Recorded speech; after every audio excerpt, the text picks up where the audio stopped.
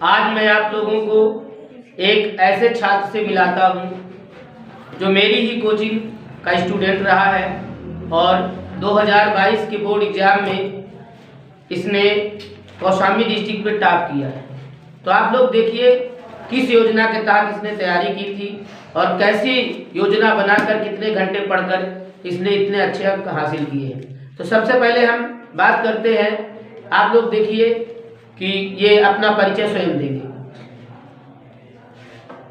मेरा नाम आकाशदीप है और मैंने श्री दुर्गा देवी इंटर कॉलेज कोसा मंजनपुर कौशाम्बी से अपनी हाई स्कूल की परीक्षा उत्तीर्ण की है। और मैं सर की कोचिंग में पढ़ता था इंग्लिश और जगदीश सर हमारे, उनसे मैं मैथ साइंस पढ़ता था और मेरा रोल नंबर है 1221 592।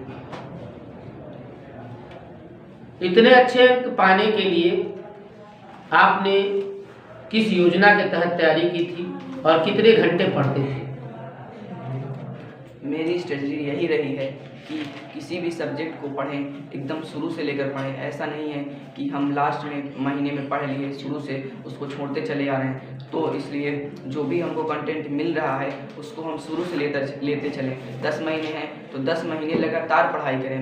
ऐसा नहीं कि 8 महीने हमने पढ़ाई कर ली और 2 महीने हम पढ़ाई नहीं कर रहे हैं। तो इसी तरह लगातार पढ़ाई करें। और मेरी भी स्ट्रेटजी यही रही है कि मैं हमेशा किसी भी सब्जेक्ट को शुरू से लेकर चलता था और लास्ट तक उसको पढ़ता चला गया। आप वीडियो देखने वाले छात्रों को ये बताएं कि आपके टोटल नंबर कितने थे और किस विषय में आपके कितने नंबर थे? मेरे टोटल नंबर थे 94.83 और मेरे वो हिंदी में 95 और इंग्लिश में 96 और साइंस में 94 और मैथ में 100 और आर्ट में 92 और सोशल साइंस में भी 92 थे। इतना अच्छा अंक हासिल करने के लिए क्या आप सोचे थे कि इतने अच्छे अंक आ जाएंगे? और आप कितने घंटे पढ़ते थे और आपके अनुसार पढ़ाई का सही समय क्या है? मैंने कभी नहीं सोचा था कि मैं इतने नंबर ला सकता हूं, लेकिन मैंने ये सोचा था कि मैं अपना 100% दूंगा, क्योंकि सफलता मिले ना मिले ये तो मुकद्दर की बात है, लेकिन हम कोशिश ना करें ये तो गलत बात है। तो मैंने ये नहीं सोचा कि मुझे ये मंजिल मिलेगी या नहीं मिलेगी और मैंने अपना 100% दिया। और मंजिलें तो हमारे कदम चूमेंगी जब हम अपना पूरा 100% देंगे। और मैं रोज़ाना सेल्फ स्टडी में कम से कम 3 से 4 घंटे और क्या कहते हैं, जो सर बोले कि पढ़ने का सही समय क्या है, तो पढ़ने का कोई रियल समय नहीं होता कि हमको ब्रह्म मुहूर्त में उठकर पढ़ना है या हमको 12 बजे के बाद पढ़ना है। हमको पढ़ना तभी है जब हमारा मन करे कि यार हमको अब हमारा दिमाग स्थिर है और अब हम पढ़ना चाहते हैं। अब ऐसा भी नहीं कि हमारा मन कर रहा है कि हम आधा घंटा पढ़ेंगे तो हम आधा घंटा पढ़ें, नहीं, एक अपना डेली रूटीन बनाए कि हमको 6 बजे से बैठ के पढ़ना है या 7 बजे से बैठ के पढ़ना है और कितनी देर तक पढ़ना है। जितना आप पढ़ सकते हो उतना पढ़िए। ये नहीं कि वो पढ़ता है 6 घंटे, तो आप जिस टाइम में अपना पूरा कंटेंट पूरा कर सकते हैं आप उस टाइम तक पढ़िए। मैं तो डेली में 3 से 4 घंटे शाम को ही पढ़ता था। अंग्रेजी विषय में इतने अच्छे अंक जो मिले आपको, उसके लिए आपने अध्यापक द्वारा बनाई गई नोट्स को प्रीफर करते थे या किसी सीरीज को? मैंने इंग्लिश में 96 नंबर लाए हैं, तो इसके लिए मैं अपने नोट्स को ज़्यादा इम्पोर्टेंट मानता हूं, क्योंकि जब तक हमारी नोट्स नहीं तैयार रहेगी ना तो हमारी कोई विद्या न राजीव कुछ मदद नहीं कर सकता। विद्या राजीव तभी के लिए है जब हमको पूरा नोट्स एकदम एक तरफ से लर्न हो जाए। तो इसलिए नोट्स को सबसे पहले आगे रखें। और 10 महीने हमको मिल रहे हैं, 10 से 11 महीने, तो उसमें 8 से 10 महीने 8-9 महीने अपना जो सर नोट्स बनवाते हैं उसको पढ़िए। और लास्ट में 1 महीना शायद बचता है, उसमें आप विद्या राजीव जो पढ़ सकते हैं उसमें आप पहले अपने नोट्स तैयार करने के बाद पढ़ें। नहीं तो विद्या किसी काम की नहीं रहती, क्योंकि जब हम उसको पढ़ते हैं तो हमको लगता है सब नया है, और जब हम नोट्स लेकर के बाद में पढ़ते हैं तो हमको लगता है कि यार इसको तो हमने पढ़ा है, इसको तो हम कर लेंगे।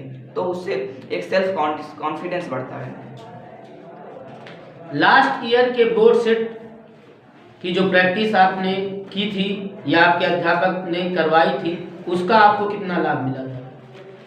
लास्ट ईयर के बोर्ड सेट से लाभ बहुत मिलता है, क्योंकि जब हम पूरा पढ़े रहते हैं तो जब हम बोर्ड सेट करते हैं तो हमको अपना पता चलता है कि हम कितना पढ़े हैं और हमारा कौन सा टॉपिक वीक रह गया है, और हमको ये भी पता चल जाता है कि कौन से क्वेश्चन कहाँ से आ रहे हैं। जो एग्जामिनर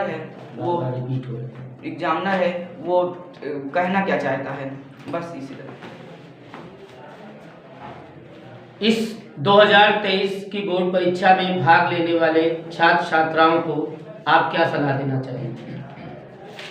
जो मेरे जूनियर हैं या अब की बार बोर्ड परीक्षा देने वाले हैं, उनको मेरी एक ही सलाह है कि जैसा कि मैंने पहले कहा कि किसी भी सब्जेक्ट को ये मत आगे रखें कि हमको मैथ पढ़ना, इंग्लिश नहीं पढ़ना, सभी सब्जेक्ट को साथ में लेकर चलें। और बच्चे रहते हैं कि हम स्कूल को, कोचिंग को मैनेज कैसे करें, तो यही सबसे ज़्यादा वो है, क्योंकि यही मुश्किल है, क्योंकि कोचिंग और स्कूल सब टाइम टू टाइम पड़ जाता है। तो इसलिए अपने आप को मैनेज करें कि हमको स्कूल है, स्कूल का होमवर्क बाकी है, तो सही रूटीन ये है कि मतलब कि एक हफ्ते में संडे को तो छुट्टी रहती है, शनिवार को छुट्टी ले लिए स्कूल में, तो शनिवार संडे 2 दिन आपको मिल जाएगा, तो उसमें जितना भी आपका हफ्ते भर का बैकलॉग है उसको आप क्लियर कर सकते हैं। जिस चैनल पर आपका वीडियो जा रहा है, इस चैनल को पढ़ाने वाले आपके सर हैं, जिनके माध्यम से यानी मैं हूँ, जिनके द्वारा आप 9th 10th की कोचिंग किए पढ़े। जो कंटेंट मैं YouTube पर देता हूँ वो सिर्फ आप ये बताइए कि वो कंटेंट बच्चों के लिए कितने लाभदायक हैं, क्या उनको इससे लाभ मिल सकता है या नहीं? वो कंटेंट जो सर आपको ऑनलाइन में दे रहे हैं, जैसा कि हमको ऑफलाइन में भी इसी तरह देते हैं, तो वो कंटेंट बहुत महत्वपूर्ण है। मतलब कि आप अगर उसको पढ़ लेते हैं तो आपको बोर्ड परीक्षा में पता चल जाएगा कि सर क्या पढ़ाए हैं, आपको सब समझ में आएगा। जो सर कंटेंट पढ़ाते हैं बहुत अच्छा है, मतलब कि सुपर डुपर आप कहें तो बहुत अच्छा है। Thank you Akashdeep. I wish you best of luck for your further studies. Thank you.